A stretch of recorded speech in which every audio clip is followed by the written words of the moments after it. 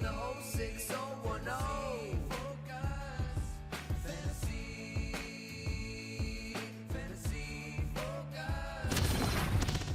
Welcome into Fantasy Focus, and Fantasy Focus Football is presented by Geico. Switch to Geico and see all the ways you could save. It's 10 seconds into the show. I've already kicked my water bottle over. I am clumsy. I am Field. He is Mike, and this is Miss Bell. Because all of a sudden I'm a professor. yes, well, you have your glasses on today. I know, it just means I'm not seeing well very today. academic. No, it's Mike and I were talking about this before the show. It's like you have so many advantages over us in so many ways, and now you have your glasses on, which you automatically become 25% smarter when you wear glasses. Well, good to know. I should probably wear them more often then. Yeah, and I was telling you before the show, my contacts, I'm on a trial subscription right now, first day wearing them, and they're not going great right now. So I'm like winking at the camera and stuff during the show. Have you never worn contacts winking. before?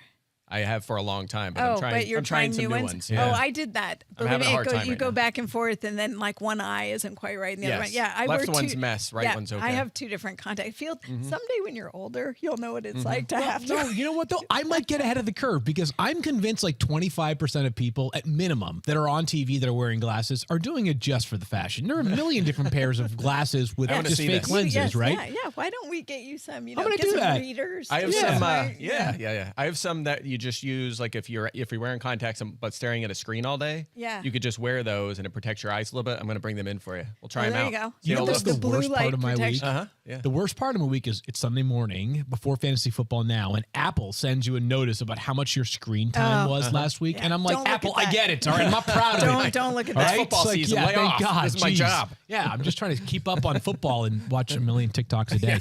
We're going to preview 11 more games. We had 4 previews yesterday, 2 teams on a bye. We're also going to recap Thursday Night Football, which is where we start as the Bills go to Foxborough and win 24-10 over the Patriots. Josh Allen had a monster effort, 17.1 fantasy points. He's actually in and this is a very relative term for Josh Allen, a rut. 3 out of 4 games with under 20 fantasy points for Josh Allen, but he's still Josh Allen. Not much you can do there. I thought the most interesting thing from the Buffalo side last night, Mike, is that did the James Cook breakout game take place? And is this a sign of things to come going forward in your estimation? I think it might be. It's been years now of the Bills trying to use Devin Singletary less for some reason. They're just committed to him playing half the snaps or so. They've been trying all these other running backs. They tried to get J.D. McKissick. They tried to use Zach Moss, Matt Breida. The list goes on. And maybe they found someone now because we saw a 3-headed committee last night. Singletary and Cook both played 32 snaps. That's a big change. Naheem Hines played 21 snaps, which is a new high for him with the Bills. The one thing I'll say about Cook is it was a season high in carries, catches, total yards, and fantasy points, and he's trending up as of late. But that was his first game at double-digit fantasy points. He only had 4 touches last week, and he's already been ramping up. So I don't want to get too carried away with this. He should be on rosters. Maybe he's trending towards flex territory. But this is a 3-man backfield right now, and obviously that's going to limit the upside of all 3 guys. Yeah, he played the exact same number of snaps as Devin Singletary. Right. So But it was interesting, and they kind of brought Devin Singletary back in the end. Yeah, for some of us who had a 4-leg parlay going, this is ridiculous. I needed 3 more yards. Like, do we have 3 more yards Ken from Dorsey, the Devin Bills? Singletary? I wanted to. I know He's a Ken Miami Dorsey, guy. Miami guy. Yeah. Shame on him for not taking care of me. And by the Do way, you it was at the disavow end his of the Miami game. It was tenure like now? one more No way. carry for Devin Singletary. But we was- forgive And Ken I Dorsey. might not have showed up He today. was sweet. He was sweet I at know. Miami. Wait, back in the Stephania day. was Ken Dorsey a few weeks ago when he was throwing all the Yeah. stuff. That was That her was last me. night. That He was was like me. throwing all Yeah. that stuff. But we'll forgive him, Stephania, because he was the QB in the peak era that we've had He in the last was. 20 years. That team by was the way, awesome. for people who don't know, Mike Clay, big Miami Hurricane This is true. fan. back in the day or still? I mean, Look, Saturdays. for everybody is challenged right now. Everybody yes, is. Saturdays right? have become Yeah. for the kids, but Yeah. that's still my team for Okay. sure. So All right. but that Well, was the era though. The Dorsey. We got to right. get more into college Andre football going Johnson, into next Reggie season. We'll Wayne. do How we some bonded bets, initially, right? that, and then we've continued through F1. All right, so That's I will right. always, I will be a Boston college football fan. My wife went there. We're loyal to the soil. But as far as like championship equity, not exactly expecting much of it next year. I'm open for adoption next year. If you have a college football team that you think is worth me rooting for next season, please let me know. I'm here. I'm interested, and I don't want Alabama. I we don't have a want the suggestion. low-hanging fruit. Yeah. Okay. Just join the party. They have been recruiting the heck out of the. I mean, Miami's They had an have been awesome recruiting recruiting. class. Let's Listen, see give when it Cristobal pays some off. time. Yeah. All right, quickly, just Gabe Davis, another quiet night. He did find the end zone, but just 2 catches for 15 yards. I want to save some of the Gabe Davis talk for next week because the hay is already in the barn. You either started him or you didn't. If you started him, you're saying 9.5 fantasy points. Not going to probably lose you your week, but we'll have a more thoughtful conversation on Gabe going into next week because it's been sort of a quiet streak. It's more bust than boom as of late. It has We'll become say much that, more yeah. bust than boom for him. On the Patriots side, Ramondre Stevenson has 6 catches, 13.8 fantasy points. He's fine. Didn't find the end zone, but he still gets you nearly 14 fantasy points. Jacoby Myers, another quiet day for Jacoby Myers, who played a ton, and he was not impacted by that injury at all, the shoulder injury, Mike, but another quiet game for him. Yeah, 4 straight games in single digits. He came out strong. We were talking about him as a lineup lock there. For a a while. cup of tea as a lineup block. That's kind of gone away. He's just not getting the volume right now. I will say this, just circling back for 1 second. Ramondre, he's getting all that passing down work. We talked about that yesterday. He had a down game. That was kind of a bust game, and he still had 6 catches and was fine in fantasy. That's what we love from these pass-catching running backs. It points could have on a been a bad day. lot Yeah. worse if 2 of those balls aren't recovered by his teammates. Yeah, it's I weird. mean, So that was- I may have led the public astray here last week because Ramondre was credited with 2 fumbles. The first of which was an exchange with Mac Jones Right. at the beginning of the game. And I guess they either ruled that Ramondre for a second Because possessed originally on it. the broadcast they were talking about it being charged to Mac Jones, and I thought, oh, good, we just talked about this on Yeah, the show. yeah. But later, maybe he made a football move. This Yeah, is something we it's still, weird. who decides? Trust all me, that? I Yeah. was so convinced that Jordan Poyer interception was going to stand last Yeah. night. Not because it was an interception, it clearly was not, but because the NFL rules on catching the football change every week. That I expect them to be like, yeah, it's actually a touchdown. Yeah. Wait, what? He went out of bounds at the That's true. 47-yard line. Anyways, for the Patriots, Jacoby Myers you mentioned, and then just. If you woke up this morning and you're like, who is M. Jones on Yeah. the Patriots who caught a receiving Not touchdown? Mac. Yeah, No. if you missed the game, you were absolutely like, wow, they did a trick play. Mac Jones got a touchdown. You were Yeah. definitely thinking that. No, Marcus Jones. That was like the one highlight from the Patriots offense, who needs to do some serious looking in the mirror right now as they finish out their final 5 games. The Patriots strategy right now and building a team is just anyone named Jones. They just keep Jonathan Jones, Marvin Jones might be there. It actually He is might have earned himself some playing time on the No, he offense. did. So Marcus Jones was the Paul Hornung winner last year, which is the given to the college football's most versatile player. Sure looks like it. I Yep. mean, in past 3 weeks, he got a punt return for a touchdown. He's playing on defense. Now he had that catch Speedy. last night. People that are wondering like why wasn't he in the game? He is in the fantasy app. Like he's literally never played offense before at the Yeah. NFL level. Yeah. It was his First- first career snap. We're not First gonna. offensive play, right? And Ever he scores a for him touchdown. in the NFL level. Yeah, so he's played 2 offensive snaps, so no wide It can receiver only go down eligibility yet. from I think it's up to And- 3 or 4 actually. Is That's he what I okay? said. Well, Yeah. nonetheless, he has 2 touches last night. We're not going to give him receiver eligibility just yet. Yeah. You know, Is there I don't gonna think be you're. We're not. regression? Is there gonna We're be saving regression? you. Yeah, 'Cause it one he snap, will. touchdown. And also, we're saving you all from yourselves because you Right. don't want to start Marcus Jones in your wide receiver slot. So you're welcome. Although, I mean, for an offense that needs some life, he might be I mean- the best option I mean, right if now. he plays It a was little more, we'll I- reconsider. people got like I made a joke about how I had him as wide receiver 24 last night, and I was too low on him. People were like, "Why doesn't he count towards Patriots defense and special I saw teams that right too. now?" I'm like, "Hold on, now that's not how it works, people. Like, let's take a deep breath. It's okay. I get- Marcus Jones, cool play. He's fast though. We get requests for like backup punters to be in our database. So we have serious players. I mean, Hey, you it's know real- what, my Drew thoughts, Chrisman people last that week. want people that people need to get a life if they're looking for backup punters. Preview some games, shall we? Let's do it. Let's do it. All right. And we start with the Steelers and the Falcons, a game that I'm not exactly sure what to make of it because I have no idea whether either of these teams is any I good. changed And my yet the pick Falcons, on this team like 3 times. yeah, and I the can't Falcons, decide. the Falcons are in first place or could be in first know. place in their division by the end of this week. Anyways, line of blocks. There's one, which is crazy. It's Pat Freiermuth. That's not what you expected coming into this season. He is tight end 3 on our board, but part of the reason why he is the only lineup blocks defying it is some injuries. Najee Harris, what's going on there I'm in Pittsburgh? sorry, I'm laughing, but I just like there's one line of block and 2 teams. It's Yeah, the it's tight end absurd. Steelers. Some games of 0. We've had a couple zeros recently. Yeah. Yeah, Najee Harris, remember he left with an abdominal injury. Everybody was talking about his foot, but it was his abdomen that caused him to exit the game last week, an oblique injury, not practicing so far. That could change today. I mean, let's just see what happens. But the Steelers are pretty good about resting players, giving him a chance to go late in the week. So I really don't know how to gauge that. And then Jalen Warren, who we thought we'd see more of, but he's had a hamstring injury. He has been fully practicing all week. Looks like Jalen Warren will go. Mike, let me ask you a very straightforward question. Right now we have Najee as RB17 for you, RB16 for me. Let's just say he sits and Jalen Warren plays. Would Jalen Warren be basically RB17 in your book, or would it be a little bit lower? I'm going to go lower because I think Benny Snell looked pretty good last week. He did, yeah. What we saw with Najee, of course, hurt. Jalen Warren was inactive for that game. We saw a split. It was Anthony McFarland and Benny Snell, and Snell just looked better. Like, he just played well. He outsnapped him. He's been on the injury report because of his knee. He absolutely has. Just check and see what he does today. Yeah. But nonetheless, I think they'll use multiple backs. Warren should be the lead guy. His career high in touches is 12, right? So this is kind of new, and there's some uncertainty. Do they want to limit him to 12 to 15, or is it a guy that could have 22 to 25 touches? We don't know that for sure. So I'd be a little bit more cautious with that. I'll probably rank him somewhere in the mid-20s would be my guess. Yep. And again, some of that'll depend on if Snell's active and it's just him and McFarland. We have to kind of see how that plays out over the next 24, 48 hours. Every week you tell us about how the Falcons cornerbacks are one of the great matchups to face in fantasy. Does that mean you can start either Steelers wide receiver? I guess in your flex, right? They're kind of in that window right now where they're not lineup blocks, but you can consider them for your flex. I mean, Deontay Johnson is 12th in targets this season. 12th. And if you knew that coming into the season, you'd be more than happy to draft him. But he's last in yards per target, and he has not scored a touchdown this season. Will he score a touchdown this year? Yes. He will. I think he will. Yeah. Okay. I think he had an end zone target last week. He almost had one. Yeah. So that's progress. Getting warm. He's getting warm. So I would say that I know you have Pickens a little ahead of Johnson. It's basically a toss-up at this point. Pickens has not cleared 6 targets in a game since week 5, which I think would surprise a lot of people. Atlanta's been playing a little better against receivers as of late. AJ Terrell's back and healthy, which has helped things a little bit. Rashad Fenton's the guy they acquired at the trade deadline. So there's, it's, again, if you're looking at your flex spot and looking for a guy that's going to see 6 to 8 targets, you can pick one of these guys. But right now, it's been underwhelming.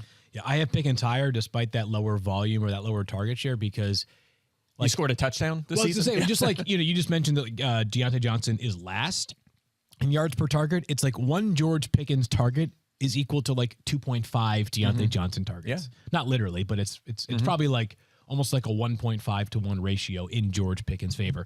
Last one in this game, Mike, is Cordarrelle Patterson. Like, how the mighty have fallen, right? A guy who was playing really well to begin the season. And it's not like he's playing terribly. It's just that a guy who was a first-round pick as a wide receiver doesn't catch the ball anymore. Yeah, that's exactly right. But we did get a point in the right direction there last week. He had 5 targets. The prior 6 games, he had a total of 6 targets. Yeah. So which is real? Which one should we buy into? I bumped up his target share in the projection a little bit, but look, they're using 4 running backs. We get frustrated when there's 2 or 3. There's 4 that are playing. So I think 10 to 14 touches is where he'll be every week. He's a flex, and that's it. I have a bit of optimism here, and here's the reason why. Okay. Of those 5 targets, at least one, I think 2 of them came when Cordarrelle Patterson was lined up as a wide receiver. Like a true wide receiver alignment where he's running a route like he would have 8 years ago early in his career. So maybe because of the fact that they are getting production from those 3 other running backs, they're saying, okay, we can let Patterson cook a little bit more as a receiver. Not monster upside here, but when you're looking for anything, when you're grasping for straws, that helps. So I'll keep an eye on that one again this Sunday. And it could be sustainable because remember, as bad as Kyle Pitts was in fantasy, not there anymore. He has a quarter of the targets were going to him. And also, Drake London's target share has plummeted. He's not being targeted that much, which makes no sense. He's been saved like twice on a 1 catch for a touchdown game. Yeah, like, and even that's like single-digit fantasy points. Yeah. No, you can't start Drake London. God, I mean, it's hard to start anyone. Just like, I don't know who the best quarterback is this offseason, but I hope they go to the Falcons. Pocket passer. Oh my Just gosh. get him a pocket passer. That's all we need. Let's go to Packers and Bears. This game has plenty on the line, and you're saying to yourself, what do you mean? These teams both are very bad. Well, let me tell you, they are tied for the most wins in NFL history, these 2 franchises. And the Bears have had that lead or a tie for the lead since 1920. 102 years what a stat. Leader or tied. On Sunday, the Packers can overtake them. Lineup blocks was just 2 of them, Aaron Jones and David Montgomery. That's because there are a couple of very, very notable injuries, Stephania, including the 2 quarterbacks. And I think we're actually getting some good news this week on both of them. Yeah, well, Aaron Rodgers, who did not practice on Wednesday, did come back on Thursday. Matt LaFleur had said that he would. Rodgers said that he felt better than he expected. And remember, he was the one who wanted the x-rays because he was concerned about a punctured lung. And within a couple of days, he's already changed to where he feels pretty good throwing the ball. So Aaron Rodgers, who has said he will be competitive until they are mathematically eliminated from the playoffs. He wants to be out there. I fully expect him to play, and obviously competitive game for more than one reason. Aaron Rodgers very big on football history. I'm sure he's got he definitely knows. He's got that bookmarked. And then Justin Fields was able to get in full practice yesterday. Yeah. So finally coming back, he had the AC separation on his left side, which even though it's his non-throwing arm, part of the reason that he couldn't play last week, team said he couldn't protect himself. That's always a big concern for your quarterback. So full practice, you kind of want to see how he responds to that. Thursday's the heavier day. Yeah. But it looks like he is on track to try and go. You know what's funny is I've heard a lot of people say things to the effect of Justin Fields should be put on ice for the rest of this season. You're 3-9. 2 months ago, people were wondering whether Justin Fields was a bust. Yeah, I know, right? He actually, it actually helps to play football. Like that actually makes you a better football player when you're in your second pro season. So I know they have their bye week next week. I know they're 3-9, but if he's 100% and good to go, he's going to play on Sunday. The Bears have been consistent. I don't think he'll be 100%. Just putting that out. Sorry, good enough to play is what I should say. Good enough to play. I'm willing to let the doctors make these decisions. Crazy, right? Yeah, like, right. It's so bizarre. Yeah, it's almost like we pay them to do these things. Yeah. By the way, Aaron Jones and Aaron Rodgers share a birthday today. Happy birthday to both of them. Cool. So let's discuss these two quarterbacks. Obviously, if Justin Fields plays, you're going to feel very, very good about playing him. He's been awesome. But Mike, maybe Aaron Rodgers back from the dead against the Bears on Sunday. Yeah, is he back? He might be back. Okay, so look at his last 3 games since the Christian Watson breakout. Bad, 2 19-plus point fantasy games. Yeah.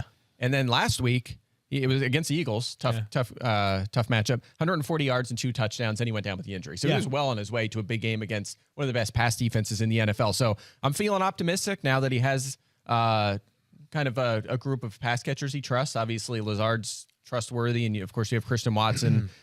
So feeling good about that. And it's a good matchup. Chicago has allowed the most fantasy points over expected to quarterbacks. Since the Fields breakout has happened, you've seen that now. Like early in the year, they were just running. The clock was moving. They weren't facing any volume, and they weren't giving up a ton of fantasy points. But if you adjusted for that, you're like, this is a really bad pass defense. Now we're seeing it because they're scoring points, and the other team has to throw it. And this could be big for this passing game for the Packers. Allen Lazard, wide receiver 26 on both Mike and my board for this week. And Christian Watson is technically not a lineup lock by the definition of a top 20 wide receiver. I'm just here to tell you, he's almost certainly a lineup lock if you have him on your roster. And the reason why I say that is because he was most added after a 3-touchdown game. If you're grabbing Christian Watson, it probably means you are at the very bottom of the waiver wire order, which means your team needed some help, which means that you have gotten help in the form of Christian Watson, who now has 6 touchdowns over his past 3 games. I get it. It's hard to keep scoring touchdowns every single week, but this is a game of momentum and sort of feeling like good things are going to continue. I'm assuming most people that have Christian Watson will be playing him on Sunday for the possibility of another 2 touchdowns. Are you new to this game or something? You're like, oh, it's momentum and things are feeling good. And you just seem to think you just go off into the sun and everything's great. What happens is it just goes plummeting right back down to earth. Blanket, Mike. But seriously, though, don't you think most people that have Christian Watson are going to be like, how could I possibly bench this guy after how good he's been? You're exactly right. I will say this, if I'm nervous about something, he has exactly 6 targets in 2 straight games. Yeah. That's not a good number. We want that to be higher for a guy we're considering as a lineup block. Also, his touchdowns have gone from 3 to 2 to 1. Right. So analytics, I mean, it's going to be 0 this game. I mean, that's just how it works. It could start climbing back up. I don't know. So he's going to have 0 touchdowns this week. He's going to go on a bye. He's going to have negative 1 touchdowns. Yeah, exactly. He's going to catch a pass. He's going to fumble it. And the defense in week 15 is going to return it for a touchdown. That's just how this works. -1. That's how it works. This is the analytics. This is modern analytics. Sorry. Jaguars and Lions. This game is being played in Detroit. And again, Lions. Some lineup blocks here. There are 3 of them. I wonder if Mike might take one of these to task, even though he kind of writes the column that determines the lineup blocks. Travis Etienne Jr. are going to ask Stephania about his health in just a minute. Jamal Williams and Amon-Ra St. Brown, who's all the way up as wide receiver 5. Mike, the one that I'm actually interested in is Jamal Williams. So I'm going to ask you about in a second. But Stephania, we think Travis Etienne will give it a go on Sunday? Yeah, it sure sounds like it. I mean, we said this earlier in the week that they had pulled him from the game for precautionary reasons. He was out there watching the rest of the game, no protective boot, nothing. But this was the foot that he had surgery on. So when he tweaked it, they wanted to make sure that they weren't putting him in a bad situation. And Doug Peterson also said earlier in the week that barring anything crazy, he expected him to play. He's been limited in practice, but that's normal. That's kind of what you expect after this. So I don't think any issues for Travis Etienne. Every year, there is a player that just breaks Mike's brain because he keeps scoring touchdowns. And I don't keeps like doing it. So, yeah. Is Jamal Williams a 2022 version of that player? Is he Eric Ebron? Is he Robert Tunyon? Yeah, he's one of those guys. Always on the line. He'll be featured in the offseason touchdown regression articles. Yes. There's no doubt about that. Yeah, he's a tough one because he does keep scoring. It's like Christian Watson, right? It's like, how do you bench a guy that continues to score? Right. Well, you can, but it'd be really tough. Yeah, right. But if you look at his actual fantasy output, Williams, when he scores 2 touchdowns, fine, which he's done that, 4 times this year, 5 times this year. Those have been fine. But when he scores 1, there's still games where he has 9 points. Because he has 15 carries, 45 yards, and a touchdown. Points last week. Right, with the touchdown. 0 value in the passing game. He has 6 straight games without a target, something like that. So, he's not a lineup block. He is ahead of DeAndre Swift now because he's getting a lot of carry volume, and Swift has been so limited. But remember, this is a 3-man backfield. Justin Jackson's playing a lot. He might play 20 snaps this week, right? So 3 guys. He's going to get a lot of carries, but he's a lot like Gus Edwards right now. Maybe a better version of Gus Edwards. They're actually moving the ball better than Baltimore 20 right now. Yeah, it's a really fascinating one. He's a fringe RB2 is kind of how I feel about him. But he's getting significant carry volume. It's 15 to 20 per game, even with 0 targets, basically. The opportunity for a touchdown plus 15 to 20 carries, that could be, it feels like he could be 6 to 18 points. 18 being the maximum because 2 touchdowns is in play. 6 being the minimum because 0 touchdowns, but 62 rushing yards on 18 carries is also in play. Yeah. All right, other players in this game, I think there are actually some interesting ones. Mike, Trevor Lawrence might deserve to be started this week because the Lions are a great opponent to face, and he's been pretty good over the past couple of games. 5 touchdown passes. Yeah, he's been awesome. Top 12 scorer at quarterback, 5 of his last 6 games. 4 of those were top 6 finishes. So that breakout has been happening as of late. He's adding value with his legs. And we talked about this about a month ago. He said, little fluky that the passing touchdowns haven't been there. He was kind of making up ground with his legs. Really a lot of tough matchups. He's obviously picked that up as of late with better matchups. And to your point, most fantasy points allowed to quarterbacks this season. The Detroit Lions, 8 times a quarterback has scored 18 fantasy points or more against them. Lawrence is my quarterback 9. You should be in lineups. We didn't mention any Jaguars wide receivers in lineup blocks. How do you view Zay Jones, who's been really busy of late, and Christian Kirk, who a dud game last week, but continues to be heavily targeted? Yeah, so Zay Jones is an interesting one. All year his target share has been pretty solid. He's been over 20%. Normally we're starting guys in that range, but the output just wasn't there. And maybe we need to start putting him in that Gabe Davis category because he has 4 games with double-digit targets this season. He has 4 with 5 or fewer. So he's kind of been all over the place. I think the big problem that he's had is touchdowns. He has 1 touchdown in his last 26 NFL games. Stop it. Yeah. So was he Deontay Johnson? Just better. I know, right? Well, Johnson at least had 8 last year, right? Crazy. But in the 30s, you just can't ignore a guy that has 10 plus targets in 2 straight games. The offense is playing better. The matchup's good. He's a huge part of their scheme right now. Yeah, it's such, as you said, the matchup is just so good. Before we move on from this game, I do want to mention one other player, and that's Jameson Williams, just because I think a lot of people have their eye on him. So remember, out of Alabama, torn ACL, so we haven't seen him. Who was activated off the NFI last week, but this is the first week that he's actually been in football practice, and he was actually running routes, catching passes. He says he feels good. He's been talking to the media. He makes it sound like he's ready to go, but he did call it a medical decision. It is a possibility that he debuts this week. I would caution everyone, if he does, remember when these guys are, especially somebody so valued as Jameson Williams, they're not going to put him out there and, light it up in the first game. And he would probably play a controlled number of snaps. They would probably just see how he felt. He's got to get used to playing in the NFL and coming back from the ACL. But, man, did he look fast in a couple little clips I saw from practice. So running very, very well. They have until tomorrow, Saturday at 4 p.m. Eastern time, to move him to the 53-man roster, at which point he would be eligible to play on Sunday. We'll keep an eye on that. Keep in mind, because if they do activate him and he does look good, and you're looking for a little something if you're getting towards fantasy playoffs. He's like young OBJ right now in terms of what to do with him for fantasy, right? Do you add a guy who's super tantalizing? I don't know. Apparently, OBJ's free agency starts today. Yeah. By the way, quick note on DeAndre Swift. You realize he hasn't had double-digit touches since week 1? He plays 28% of the snaps. Week 1. 28% of the snaps since he returned. I just don't think he's fully healthy, and I don't think he's going to be all season. So he finally is off the injury report. He finally is off the injury report. They've been recently calling him a full participant. Now he's not listed, but still, there's something going on there. There's something more than meets the eye with DeAndre Swift. Yep, I have him as, I think, nearly RB30, RB29 this week for a guy who's so talented, man. We're going to come back and talk about the frisky Jets going to the Minnesota Vikings. But first, Geico asks, how would you love a chance to save some money on insurance? Well, of course you would. And when it comes to great rates on insurance, Geico can help, like with insurance for your car, truck, motorcycle, boat, and RV, even help with homeowners or renters coverage, plus add an easy-to-use mobile app, available 24-hour roadside assistance, and more. And Geico is an easy choice. Switch today and see all the ways you could save. It's easy. Simply go to geico.com or contact your local agent today. All right, we're back. Jets and Vikings. And there are, well, the usual suspects amongst the lineup blocks here. They're kind of all for the Minnesota side, but let's take a look at those three players.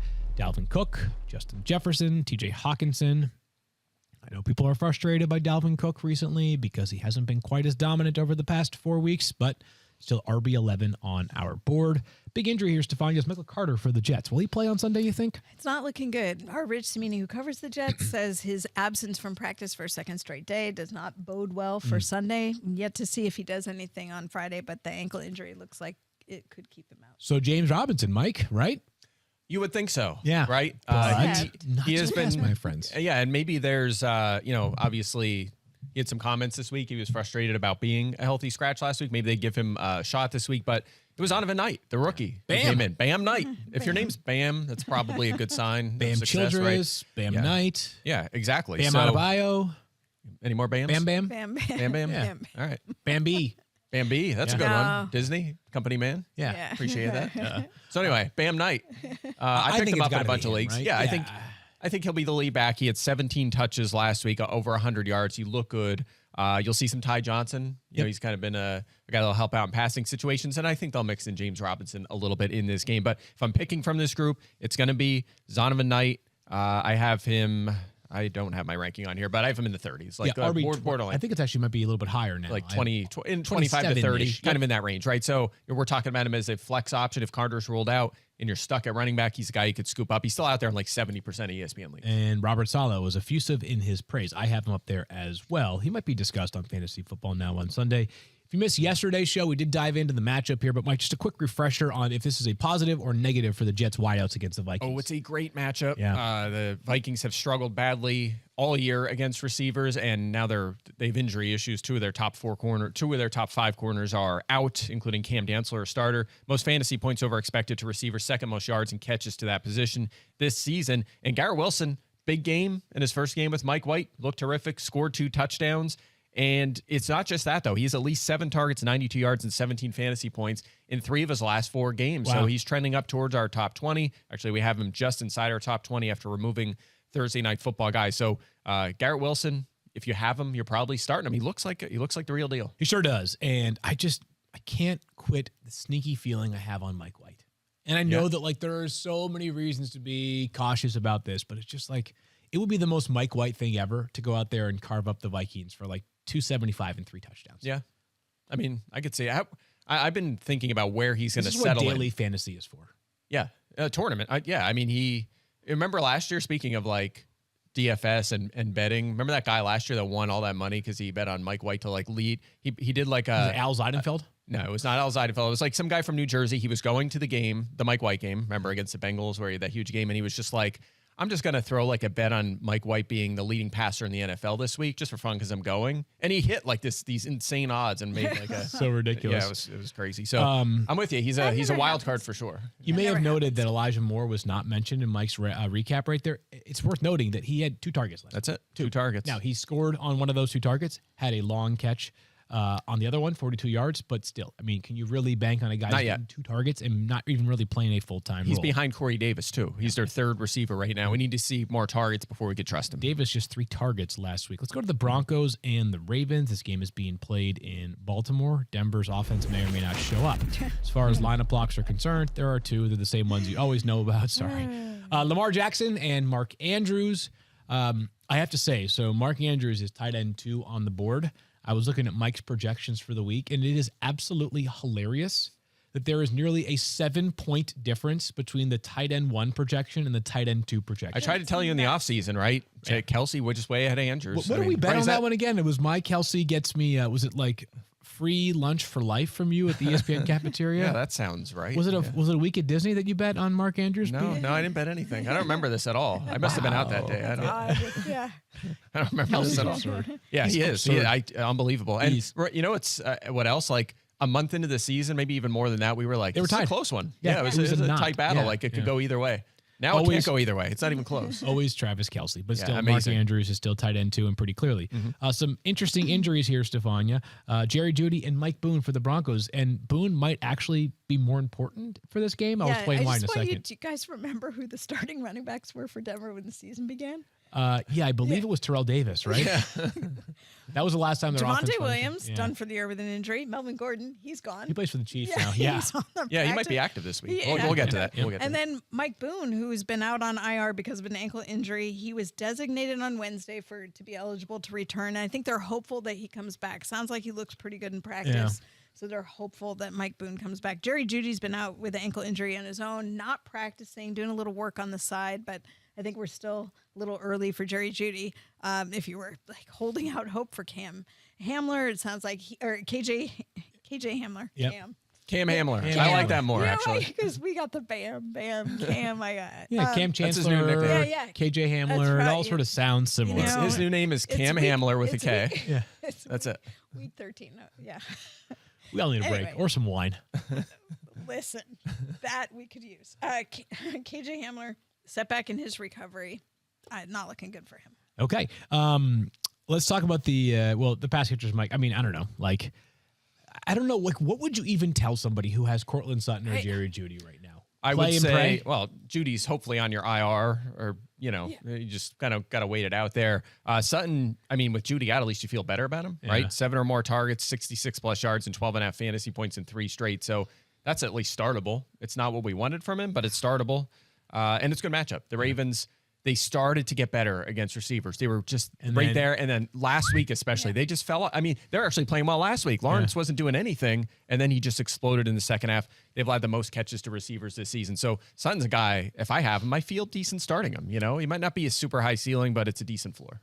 For the Broncos, I think Mike Boone will be active. I know Stephania's gave a positive health report, but they only have 2 running backs on the roster right now, including the practice squad. If Mike Boone is unavailable, you do not go into a game with just 2 running backs. It's just not how it works. So I expect Boone to be available. And I ask you, Mike, what does that mean for Latavius Murray if he is? Yeah, and our projections now in the game have Boone active and probably projected for 7 or 8 fantasy points. So that's why Murray's lower than you'd probably think for a guy who last week played 82% of the snaps. Didn't have a lot of volume. It was a low volume game for them, but he was clearly the feature back. If Boone doesn't play, we'll move Murray up. He's going to be more of a mid-range RB2. But if he plays, I expect him to split it up a little bit. I think you'll see a lot of Boone in passing situations. This is also a tough matchup. Ravens, 4th fewest rushing yards, 7th fewest fantasy points to running backs this season. So just keep that in mind if you're making a flex decision. As for the Ravens running backs, like if you're playing Gus Edwards, like we wish you the best of luck, right? Like he's got to fall into the end zone, and he hasn't even been that efficient as. I mean, he's been okay as a runner, but nothing special, right? Yeah, I think I'd push back on that a little bit. I think he's been running it well, right? He's been like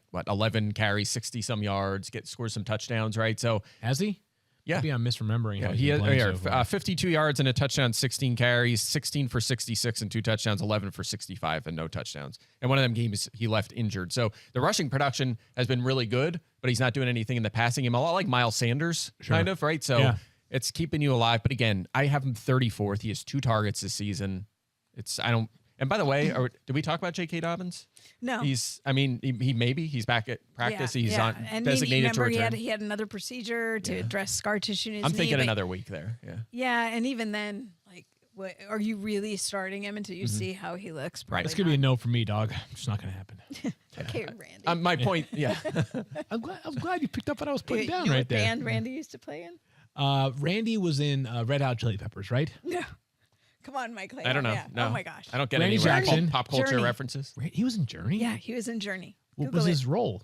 Was he a singer? Drummer. No kidding. Really? Yeah, go look it up. You know, the problem with these singing shows is that like Singing show. We're kind of a singing show, right? Is that like when Simon and Randy and Paula were there, I just like, at like whatever, 12-year-old me was like, oh, like who's this British guy who's kind of mean to everybody? Yeah, it's funny. Like, you don't know Simon Cowell. You were not 12 when that show started. Maybe, I don't know how it's probably 20-some years old, isn't it? I'm walking out now. I'm leaving the set. Sorry. Kelly Clarkson forever. 12. First ever. We first had a ever big winner. debate on that, and I would contend the greatest American Idol of all time. 100%. Is that even debatable? There was a debate on this show. Carrie Underwood was the other nominee. All right. 2002, I'm being told by David Presley, was the first year of Okay, so I was American 15. Idol. Yeah. Oh my God. So, but anyways, okay, I think it is a good debate between those two, right? That's fair, but Carrie she's the Underwood original, though. versus but Kelly Clarkson. Kelly Clarkson. She's the And original. like Kelly's done stuff like beyond music Right, now. she She's got a hosts talk TV shows. show. Yeah. Yeah, plays fantasy football. I don't know that part. I'm just assuming the case. Good Christmas album. Great Been Christmas. listening to that album. all Tis lately. holiday season. Yeah, I only listen to Christmas music this month. It's a rule. I only listen to Christmas music 12 months a year, That's a lie. and I also listen to. I don't know. I'm not a good music We're guy. gonna move Daniel's on. the Any music guy. fantasy football podcasts you listen to? Yeah, I got a couple. CSS DFS. You know, you should talk to your buddy Mike Reese, also a big Journey fan. Oh, Mike loves Journey. Yeah. and 'cause Bruce Springsteen. Yeah, he and I were scheduled to go see I remember Journey. that. And they had to Yes, cancel they had to because of cancel. COVID. That's right. I So, remember you know, that. we have a text Rain exchange. check. Yeah. Oh, yeah. Anyways, Seahawks Rams. Let's do it. All right, guess let's this get will be to a quick I'd one. rather- lineup yeah. blocks here What's for there to Seahawks say? and Rams. Yeah, on the Rams side, right? All right, we'll start with bench all Rams. Yeah. Next topic.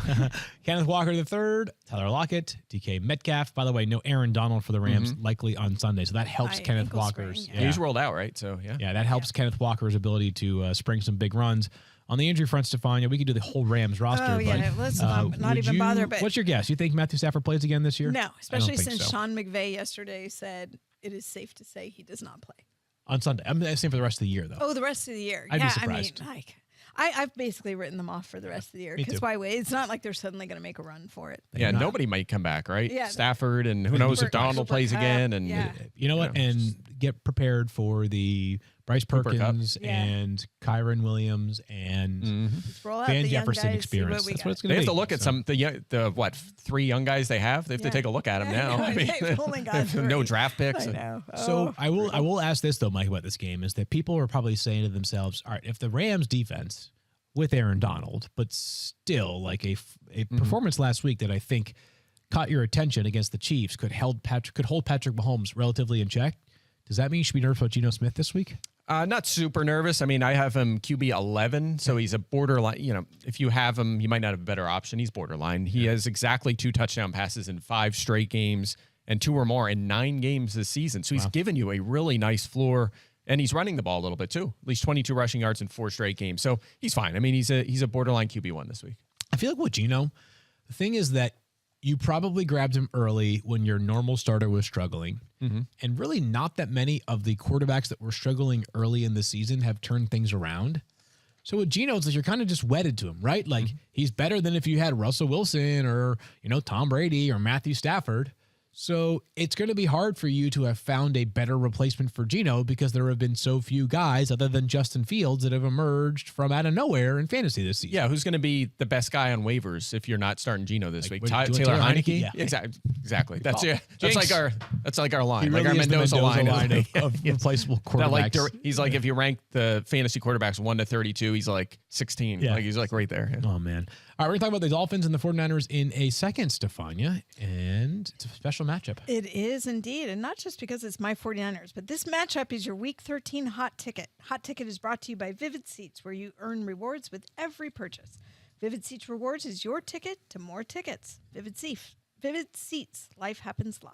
We should be clear. It's not just your 49ers. It's your 49ers West and your 49ers East. And my 49ers who now play for the Dolphins. Yeah, there's a whole bunch of them. And There's a lot of 49ers going on. in This is the busiest game as far as lineup blocks go. The How Bell about this? Bowl. Look at We this call it the sheet. Bell Bowl? Yeah. 7 of them are lineup blocks in this game. For the Dolphins, we have Tua and Jeff Wilson Jr. and Tyreek Hill. I think Jeff Wilson Jr. is kind of a conversation, but still. Tyreek Hill Revenge and Jalen game. Waddle. On the 49ers, Christian McCaffrey, assuming he plays. Debo Samuel and George Kittle. Stephania, a lot of injuries in this game as well. None more prominent than CMC. What's the latest on both he and, of course, a reminder on Elijah Mitchell? Well, CMC said he will be a full go Sunday and that he feels great. So, I feel great about that. He's pretty straightforward about his stuff. He didn't practice on Wednesday. They let him have the day off. I think he was just feeling a little stiffness, soreness around that patellar tendon in his. Not anything that's of a major concern. So we're happy to hear that. I think, Debo, there was a little concern because he didn't practice on Thursday. I would say this, it was raining in the Bay Area, so that may have been part of the reason that they chose not to practice him. Happens often. Because he's dealing with that thigh bruise that he suffered last week. So I do think Debo will go, but, pay attention because you want to make sure. And then on the other side, Raheem Mostert, I think Mike McDaniel feels good about Mostert's chances for playing this week, despite the fact that he's had some soreness in his opposite knee. We talked about this earlier in the week. This is a big game for him. Really wants to play. And so I think it will be him and Jeff Wilson Jr. The question is going to be, how do they divide up the workload? Because both of them would really like to be out there. A pair of players that were once teammates, Mike, now come to mind as like, what exactly do you do with them? Brandon Ayuk, has he been good enough over the past 6 weeks that he's kind of one of those players that fits into that category of how can you bench him? He is tough. He's one of the hardest players to rank. I feel every week I'm doing rankings, I'm like, he should be so much higher than this, right? Because it just seems like he's constantly scoring. The offense is so good, but check this out. He's had at least 10 fantasy points in 6 straight games, right? Pretty good floor, but he's been under 12.5 fantasy points 2 of his last 3, right? So recently he's found the end zone here or there, but he's only had a couple targets. Another week he had a lot of targets, but didn't score and didn't have a ton of yards. So he's been a tough one for sure. 6.5 targets per game. That's what he's gotten over the last 4 games. He is a borderline wide receiver 3 right now, right? He can out of nowhere in this offense score a couple touchdowns, but he might have the occasional down game. He's fine. He's not. I wouldn't call him a lineup lock, but he's fine to start. But in those past 6 games, like the one game he didn't have those 5 targets, he had 2 catches for 2 touchdowns. Yeah, so it was like 4 targets, 2 touchdowns. Yeah, I thought it was 2 catches, 2 touchdowns. Sorry, like 2 4 catches. targets. I thought it was 2 targets, but whatever. Anyways, not many targets. Let's put it that way, right? But he had 2 catches for 20 yards and 2 touchdowns. You sure do. And like we said, by the way, when they got McCaffrey, this was the concern, right? Would he have a big target number because they have so many mouths to feed? A good problem for them, sure, but not great for fantasy. And for the last thing here, Mike, is just Jeff Wilson Jr. faces what is just an awesome 49ers defense right now. They haven't allowed a point in the second half since October 23rd against the Chiefs. That was CMC's, I think, first game with the 49ers. So is Jeff Wilson Jr. a stay away potentially this week? Maybe. Yeah, I think he's definitely not a lineup lock. He has scored a touchdown every game with the team so far. Yeah, that's good. That's the good. The bad is exactly what you said. The Niners defense. Fewest fantasy points to running backs 2 times this entire season. We're going into week 13. 2 times a running back has scored 14 or more fantasy points against them. One of them was Christian McCaffrey. This guy practiced against that defense all the time. And I so think, he knows how good they are. He does know how good they are. And look, they looked amazing last week. But I do think this is just a trickier game to evaluate because Mike McDaniel knows the defense as well as anyone possibly could. The running backs know the defense as well. I mean, Jeff Wilson was there a couple weeks ago. So while I don't necessarily expect him to have a huge game, I just think this one's going to be so interesting, going to be such a chess match. Yeah, but McDaniel knows the defense, but the defense knows him too. So I don't know. A lot of narratives. I can't wait for this game. But you know what? As good as this game is, it might not even be the best game on Sunday. We have the Chiefs and the Bengals. Before we move on from the Bay Area, I believe I misspoke earlier. I am running on fumes. I've got glasses on. Yeah. It's a rough day. It was not raining yesterday. It's going to rain on Sunday? No, but while we're talking about the Bay Area, I have to represent the Bay Area better than I did when I was just talking about Journey. And I think did I say Randy Jackson was a drummer? No, he's a bass player. Okay. And if you watch American Idol for years, you've probably seen him jump on with people and play bass. So, gotcha. Mike Reese, I just want to apologize to Mike Reese straight up because that would be unacceptable. Mike Reese would never make that mistake. Never. Okay, so I misspoke, but I know better. I was super offended Don't by that. question my Journey knowledge, anyone. Next time someone asks Randy Jackson if he's going to listen to the Fantasy Focus podcast, he's going to respond. That's going to be a no from me. Anybody just who because adopted, don't stop believing. We won the World Series. I mean, come on. God, I am so out of it with music. I need to get my act together. Moving on. My Spotify Wrapped top playlist was White Noise. Sleeping. Chiefs at Bengals. This game is the one that I'm most looking forward to this weekend. Lineup blocks, again, lots of them. Patrick Mahomes, Travis Kelce, both the respective number one players at respective positions. And then Joe Mixon and Jamar Chase and Joe Burrow and T. Higgins for Cincinnati. But of course, that's contingent upon 2 of those guys playing, Stephania. Let's begin with good old Joe Mixon. He has been he missed last week because he was in the concussion protocol. Has he advanced out of it yet? He has been limited in practice, so he's still. I was just looking up something on Twitter that I'm about to talk about with Jamar Chase, but Joe Mixon was limited on Wednesday and Thursday, so it's a good sign. It's usually what you expect. We just don't know where he is within the phases of the concussion protocol, so remains to be seen. Okay, but I think there's a chance of play. It certainly seems like it is trending that direction. And Jamar Chase finally expected to return. Yay! So this is interesting. I'm not sure if I'm pronouncing his name right. Paul Dehner, who covers the Bengals for The Athletic, put together a thread of Jamar Chase's discussion with the media about his injury, and I thought it was excellent, because as somebody who does the injury analysis, it kind of filled in some of the blanks of the things we hadn't heard. We talked last Sunday on Fantasy Football Now about why Jamar Chase might be waiting an extra week. We talked about the fact he was on crutches early, and all these things pointing to something that was not muscular or soft tissue, but sounded more like within the joint. Well, Jamar Chase explained that he hyperextended his knee, which when you lock your knee out like that, it can jam your hip, and ended up causing a hairline fracture in his hip and a labral tear, and that he felt good. He was stiff initially. That happened in the game against the Saints. I think it was the first game. And then the following week against Atlanta, he ends up playing, scores 2 touchdowns, feels good, but his hip popped during the game. And so he ends up going for a second opinion. They go back and forth on the severity of the labral injury and what should be done about it. And ultimately, that's when he decided to, go out, take the time. They put him on IR. And that, to me, is why he really wanted 6 weeks under his belt, because he said he's been feeling better. He started playing more, doing more football activity in practice. The first week, he was just getting running. This week, he's gotten much more into football activity. And when he said, I wanted to be 100% before returning. And then he added, but quote, I never really know until I'm playing again. It's the most athlete thing ever. You never know until you're back in competition. But there was something about that time window that was really important. And so all of that is to say that, number one, we understand the injury better. But number two, I think it speaks to the fact that when he comes back, I expect full Jamar Chase, right? This is not something where I'm worried that he's going to pull his hamstring. I mean, that could happen, of course. It can always happen. But I think we get the full Jamar Chase unless the demands of what happens when he's playing in the game and the way he goes up to make a catch bother the hip, then we could be in trouble. But you're not going to see a guy who's holding back. If he's full Jamar Chase, I'm going to go out on a limb and start him. That's what I'm going to do. Yep. That's my big tip. Yeah, I'm going to start him, and I'm going to start T. Higgins as well. But there's some interesting conversations around some other players in this game then, Mike. By the way, encouraging update there on Jamar Chase. Can't wait to see him back. He had some interesting tweets, some fun tweets with Justin Reed there on the Bird app.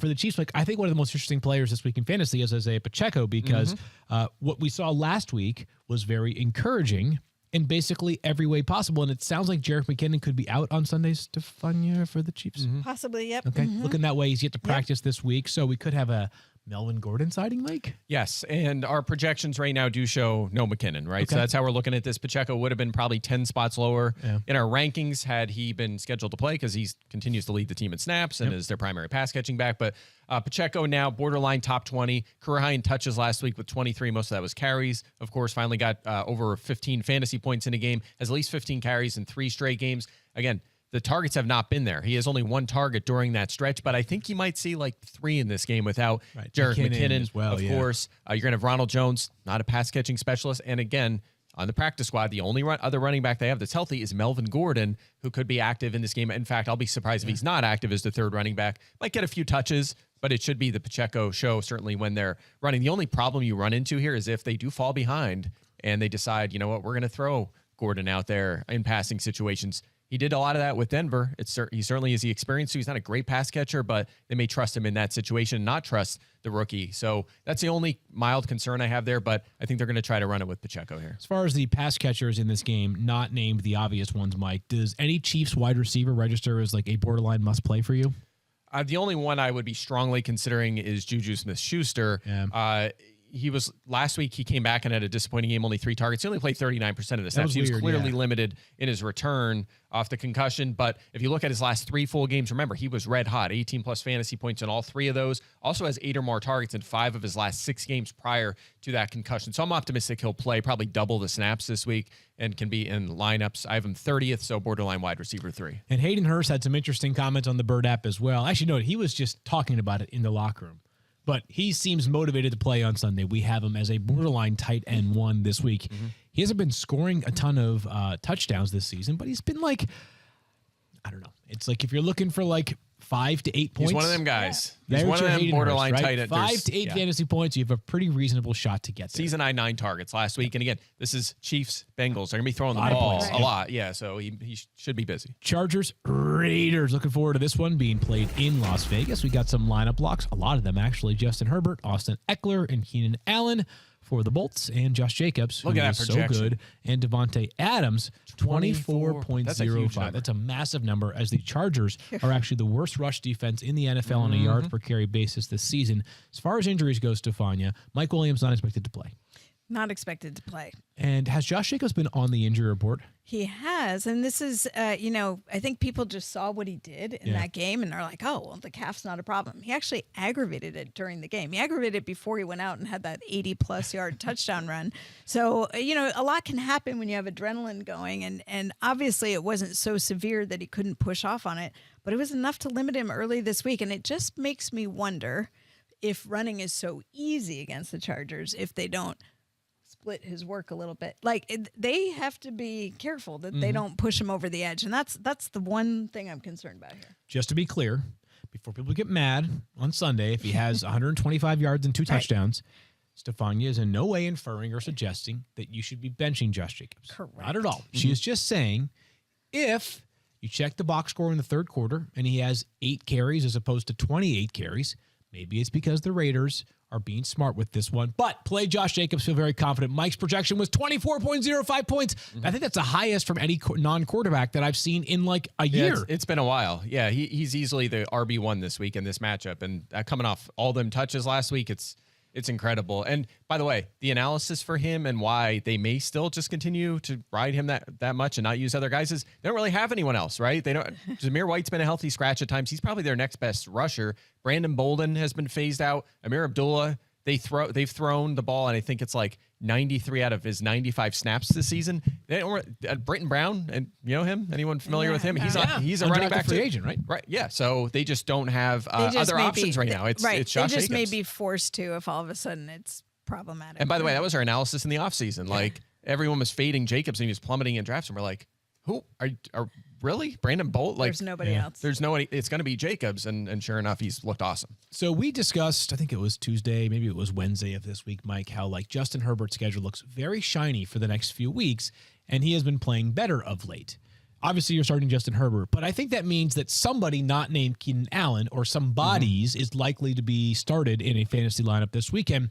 Are there any pass catchers for LA that you think people need to be aware of that could have a big game on Sunday? Yeah, I think there's 2 guys who should be in lineups. One is, of course, Josh Palmer, who's been terrific. He was a guy I was worried about that was maybe just a guy in the first month of the season. I don't really feel that way anymore. He's been a lot better as of late. 7 or more targets in 6 straight, 14 or more fantasy points in 3 of those games. So feeling good about him. He's a wide receiver 3. And then Gerald Everett, of course. We have him in the top 10. Last week, he was a bit of a disappointment, only at the 4 targets, but it was his first game back from injury again. So good matchup. Raiders, 7th most fantasy points to tight ends. He's a big part of this offense. No Mike Williams. He'll be busy near the goal line. He's top 10. And a very good matchup for the cornerbacks, right? Like, how would you assess the perimeter corner specifically for Las Vegas? Yeah, they're mix and match right now. There's a guy that was like on the practice squad that's in the slot right now. That's crazy, right? And they had Anthony Everett's out now. Like they've just been shuffling guys all season long. So feel pretty good about that. This feels like a lot of points type of game on Sunday. A lot of points. Yeah. Colts and Cowboys, back-to-back weeks for the Colts in prime time. They play on Sunday night now. As far as the lineup blocks go, again, a bunch of familiar faces here. Jonathan Taylor, Michael Pittman for the Colts, and then for the Cowboys, CeeDee Lamb and Dalton Schultz. You'll notice that there's no quarterback or running back on that list for Dallas. So no injuries either, really. No major injuries here, Stephania, right? Not right now. Dallas keeping their fingers crossed. Dak Prescott, Mike, let's have the conversation here, because Dak, I would say, has not been nearly the disappointment that others like Russell Wilson and Tom Brady have been, but hasn't been great this season and has a tough matchup on Sunday. No, and they're scoring a ton of touchdowns. They picked up where they left off with Dak last season. It's like 4+ touchdowns every game. He's thrown at least 2 touchdowns in 4 consecutive games. So you might think that's good. He must be giving you top 5 production. Well, he's finished between QB 9 and QB 18 in 4 of his 5 games since he's returned, right? So he's getting you like good QB 2 production or fringe QB 1 production, not top 5 output. So maybe that comes, but it's the problem we kind of laid out a month ago. they're run heavy. Like they're just still running the ball. He's been very low volume. They're dominating teams. They don't have to throw it a lot. It's been Zeke and it's been Pollard. I mean, look at the touchdown Zeke and Pollard have put out there. It's crazy. It's unreal. So he'll have some good games, but he's a fringe QB1. He's not a guy that has established himself as a lineup lock yet. While we have told people that it's never going to be that Zeke Elliott's role entirely fades, we have noticed something very dramatic over the past 2 weeks, Mike, which is what?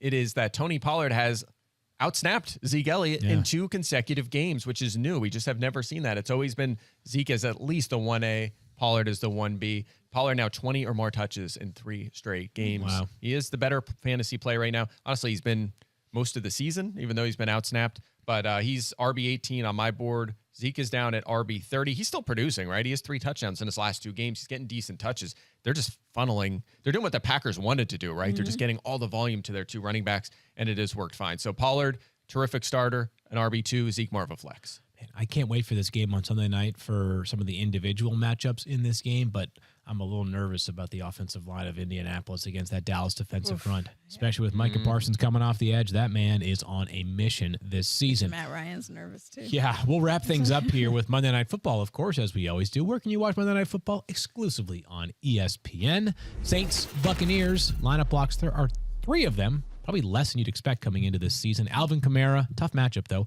Chris Olave and Chris Godwin, 2 Chris's in there, and you're saying to yourself, wait, hold on. Only 1 Buccaneer is a lineup block? Well, fine, let's start with the injury front, because for the Bucs, they might have 2 backs because Leonard Fournette seems like he is trending in the right direction. He is, and he had that hip injury when they were playing in Munich, a hip pointer, and they had said at the time they thought he'd be okay after the bye. Turns out he was much more sore than everybody expected, and he has missed, but full practice on Thursday. That's the first official practice report heading into a Monday night, and it sounds like he is doing better. Okay, so good for him, not so good for fantasy, Mike. Right. Let's start there. What do you do with these backs, assuming Leonard Fournette is healthy? And obviously it's a Monday night game, so you're going to have to make a decision about pivoting from either Rachaad White or Leonard Fournette prior to that. What do you do here? I think this strikes me as, the Cowboys are probably a reasonable analog, right? Like, both of them could play, and both of them could have enough of a role where both of them could end up being flex considerations, but it's really hard to imagine that if Leonard Fournette and Rachaad White plays, that one of them dominates snaps. Yeah, I agree. I think you'll see both guys pretty involved, pretty even, kind of like how it was a couple weeks ago. It's actually White got the start when they were both healthy. Got the first few snaps, then Fournette came in, scored a touchdown, kind of took the lead in snaps, and then he got hurt, and White just dominated the rest, right? So I actually have Fournette ahead because of how that game was trending, and just based on a little bit of veteran deference here a little bit, but you actually have White 1 spot ahead. So it's I'm the smart one here. Yeah, maybe you are. You might be right. Maybe they're going that direction. But White also had 9 catches last week, nine targets, 9 catches. He looked good. So it is a tough one to sort out. I think that if you can avoid it, that's probably what you try to do. But if not, if you need to put one in your flex, I'm okay with it. Earlier this week, Mike, you and I were talking, I think it was actually off camera, about how like a one matchup earlier in the season does not influence your second matchup rankings that much. However, Tom Brady has really struggled against the Bucs since arriving in Tampa, against the Saints since arriving in Tampa. Does that influence your ranking of Brady at all? I don't think it has to, because he's been bad anyway, right? Okay. So maybe if he was like a borderline QB1, but he hasn't really been. I mean, we have him 15, so I guess he's at least in that conversation, but he has 2 top 12s this season. And the last one was when it was still warm out back in week 5, right? Like, it's been a long time. So the Saints have been mid-pack against quarterbacks, probably a little below average. I'm not super worried about the matchup here. I'm just worried about how poorly Brady has been in fantasy. Yeah, it's been a tough go. But let's talk about the most interesting player in this game, and that's Mike Evans, who we talked about the potential of a Marshawn Lattimore shadow. He was listed as limited yesterday, was Marshawn Lattimore. So there is a chance. I think he wants to play in this. Yeah, it sounds like he's going to try and play, from what I can gather. Sure sounds like that is going to be the case. Let's talk about it here, Mike. You have him ranked as wide receiver 19. When they last played, he literally got ejected from the game as And he suspended. and Lattimore went to fisticuffs. We don't expect that to happen, although I suppose it can't be ruled out. But all the factors in play here are not just the fact that it's Marshawn Lattimore he might face, is that he has not been good recently. It's been such a bad connection between he and Tom Brady that everybody is talking about it in Tampa Bay. Yeah, he's overcorrected in the touchdown regression to the mean, right? He's been so good in that department the first 2 years. We thought they might go down this year. We projected it as such, but it has gone completely the wrong direction. But of course, the matchup is the big one. I talked about it at length yesterday, but I'll just say this. In 8 straight meetings with the Saints, he's been shadowed by Marshawn Lattimore when they both have played. He's been held under 13 fantasy points in all 8 games. Wow. So Lattimore has had his number. That explains a lot of the frustration there. Mike Evans is Mike Evans. It's hard to bench him, right? And Lattimore obviously is unlikely to be 100%. In fact, he might be limited because of the depth they have at corner. Maybe he rotates with Alontae Taylor or something like that, or Bradley Roby. So I still have him borderline top 20. I'd have a hard time benching him, but if there's a bust week that's possible, it's this one. So apparently in recent shows, Mike Evans has been the name in the chat that people are asking about. So we're going to wrap up the show have a little fun, wrap it up with a name game, and just sort of see who you would prefer, Mike Evans or. And I'll start here, and I'll ask both of you. We'll go around the table here. Mike Evans or Tony Pollard? I'm going to lean towards Tony Pollard, but it's very close. Yeah, it's always hard to me running back versus wide receiver. It is tricky, yeah. Especially because PPR. But Tony Pollard's volume is hard to argue with right now. How about Mike Evans or Dameon Pierce? I know Mike's going to take Dameon Pierce. I'm going to lean there Bounce as well. back You'd week. expect 15 to 20 carries. Yep, I'm going Pierce. Yeah, I'm probably going Dameon Pierce. You can't pick anyone. You can't pick anyone against Pierce. Pierce is your guy. I know. I'm going to correct it. I'm going Mike Evans over Pierce if I had that dilemma. Are you really? I am. Yeah. No, I'm nervous. not. I'm nervous about Houston. We're getting back on track this week, Stephania. Jamal Williams or Mike Evans? I don't know. Jamal Williams Jamal just scores Williams. touchdowns. Right, he's doing what Mike Evans used to do, right? Yeah, exactly. I'm going to go Evans. It's close. Wrap But it up. that's a toss-up. Very close. Again, this is the territory we're in. Miles Sanders, who you were concerned about this week. Yes, I am. It's a really tough matchup. Going Mike Evans. Yeah, I'm going Evans. The Titans are really, really good against the run. Not necessarily running backs as a whole. You could throw to running backs against them. That's what we've seen, but they can shut down between the tackles, and that's going to be tough on Sanders. You got a strong feeling there or no? Oh, I said Mike Evans. Oh, you said Mike Evans. But Okay. I don't, I don't feel, it's been a problem with Mike Evans and Tom Brady. It has been a problem. And as we know, when it's Monday Night Football and it's the only game on, Right. and you live and breathe every snap, and oh, by the way, it's the last game. So you're sitting there thinking to yourself, like, I need 12.2 from Mike Evans. And if he's at like 2.4 at the end of the first half, you're like, Freaking out. you know what to do. Do I go to bed and hope that I can reverse the karma? No. Do I keep watching to make sure that I get to Watch celebrate the for the moment if he gets to torture. 12.4? Man, fantasy football. Why do we do this again? I don't know. It's and the best, remember, that's the why. last time Evans has had 13 fantasy points against the Saints, you were still watching Simon Cowell on American Idol, and you were 15 years old. 15 years old. So old. it's been a long time. Simon, do you know that he was? He was in the band of the Rolling Stones? He was the bassist. Do you know that? Stop it. Stop. Okay, no, he was Stop. not. Okay, Rolling Clones. It's a great jam band that does cover stuff on the weekends.